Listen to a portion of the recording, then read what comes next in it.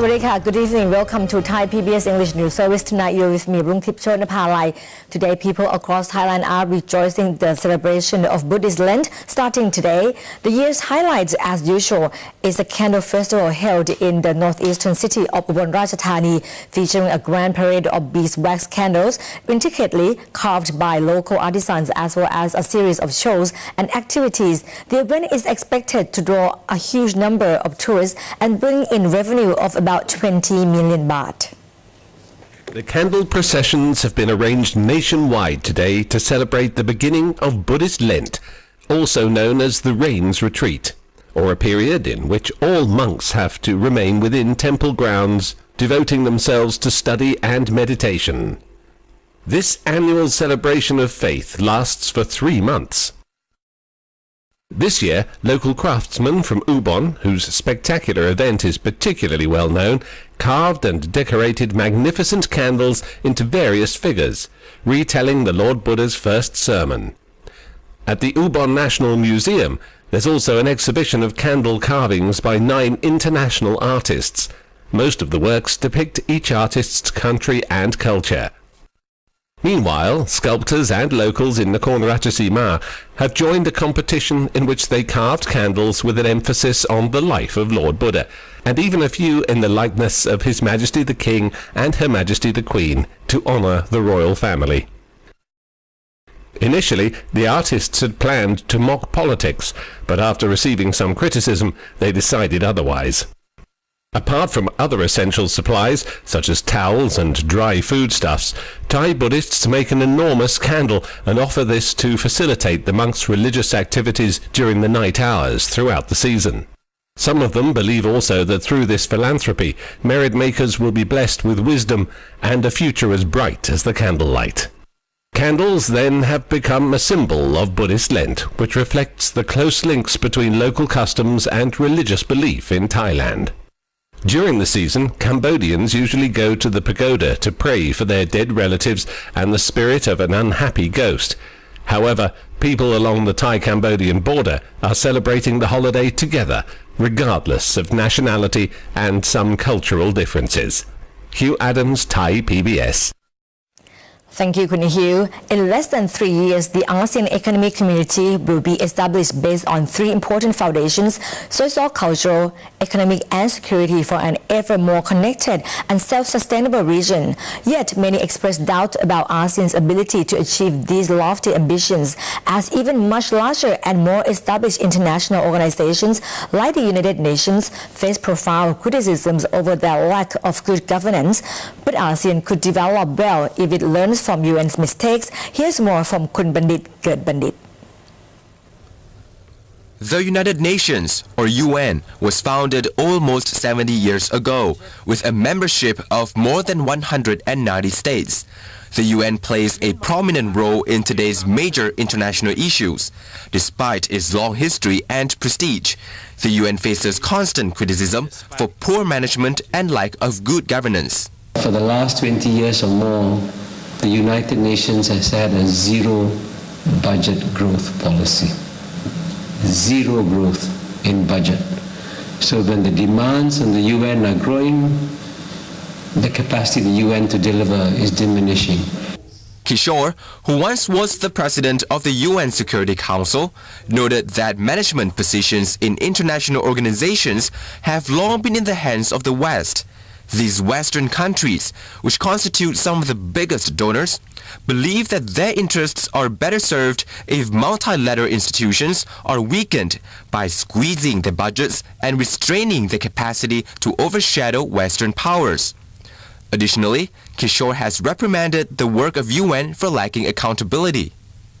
But as you know, in 1994, even though the UN was given warnings that a genocide was about to break out in Rwanda, the UN Security Council did nothing. And by doing nothing, 800,000 people died in Rwanda.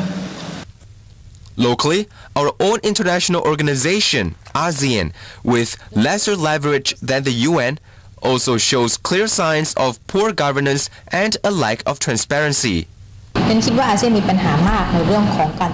I believe that ASEAN has a big problem with disseminating information. A lot of research has been done on the progress of the AEC, as well as the challenges like non-tariff barriers. A significant amount of money has been poured into such projects, but this information has never been disclosed to the public. ท่านเลขาธิการของอาเซียนเนี่ย The ASEAN Secretary General has observed that ASEAN leaders make a lot of agreements. They hold meetings in their thousands each year. But when real work has to be done, ASEAN Secretary General Suwin Pitsuwan said that only about 30% is completed. This will become a problem after the ASEAN Economic Community is formed because a 30% achievement rate is not enough. Panitan also suggested that ASEAN has to incorporate more public voice in their decision-making process so that their actions are transparent and representative of the actual needs of ASEAN citizens. แล้วก็การเข้าถึงการตรวจสอบ Accessibility, accountability, dissemination of information and exchange of ideas in ASEAN are still very bureaucratic. The current structure takes the form of leaders to citizens, but there should be more citizens to leaders as well. So there are mutual exchanges, not just from the top down, but also from the bottom up. Kishore has compared the globalized relationship between countries to hundreds of cabins on the same cruise liner. Good governance in international organizations is therefore vital when attempting to lead countries out of crisis. ASEAN has to be more accountable and transparent, and Panitan stressed that achieving good governance is one of the main challenges facing the next ASEAN Secretary General. Bandit Ket Bandit, Thai PBS. Thank you, Kun Bandit. Being able to speak a foreign language can help understand the mindset of others and bring us closer together. Western languages are popular among the young generation in ASEAN, but we are about to meet Patrick Ong, a Singaporean with Thai heart, who loves Thailand and say he is happy to have Thainess in his heart and soul.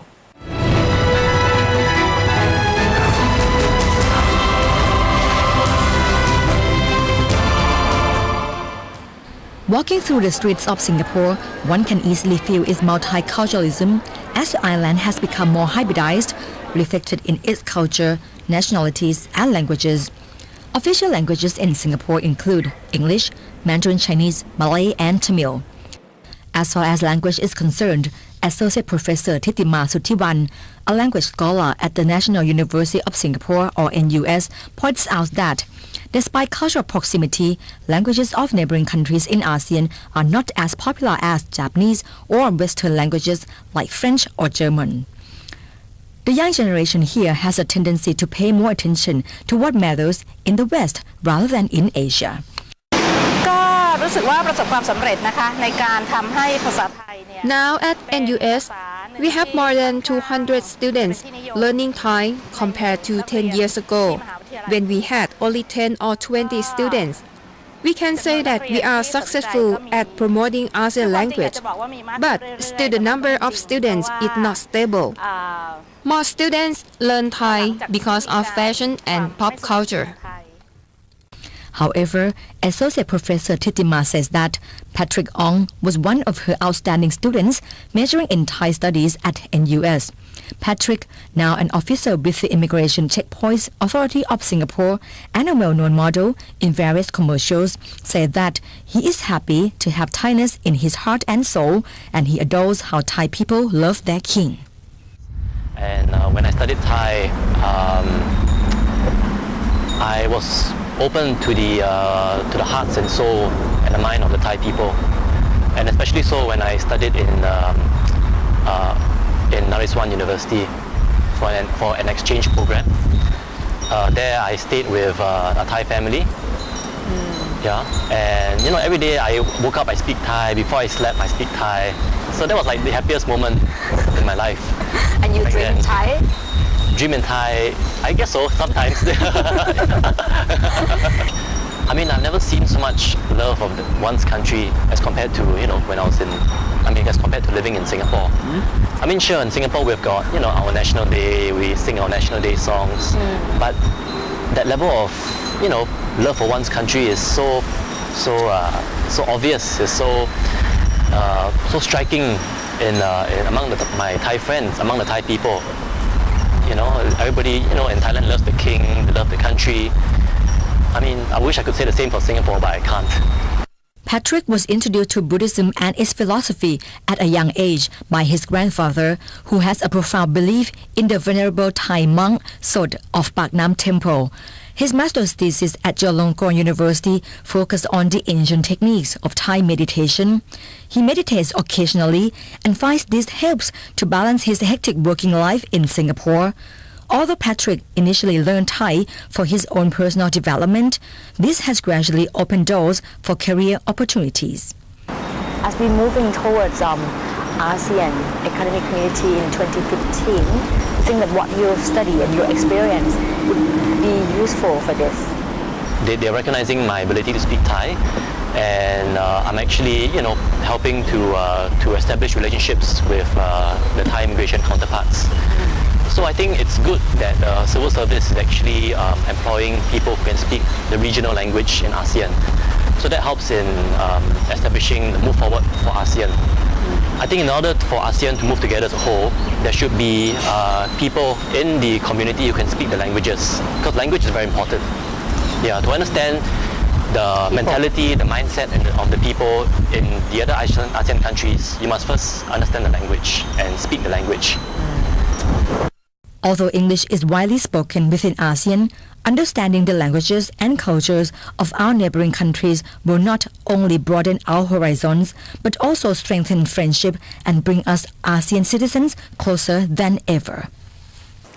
If you are planning a trip to London in the near future, you may want to visit the Olympic Park, the 2.5 square kilometer area where, in addition to sports arena and the Olympic Village, visitors can view artwork, shop, eat and enjoy the English summer.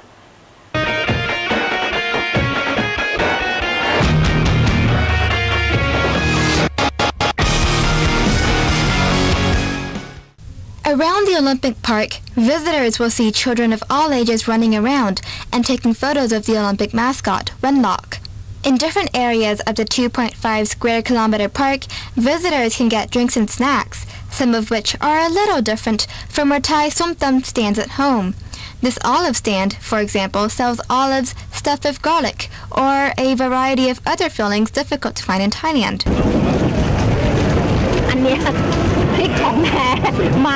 This olive is stuffed with a whole chili pepper. Let's see how it'll taste.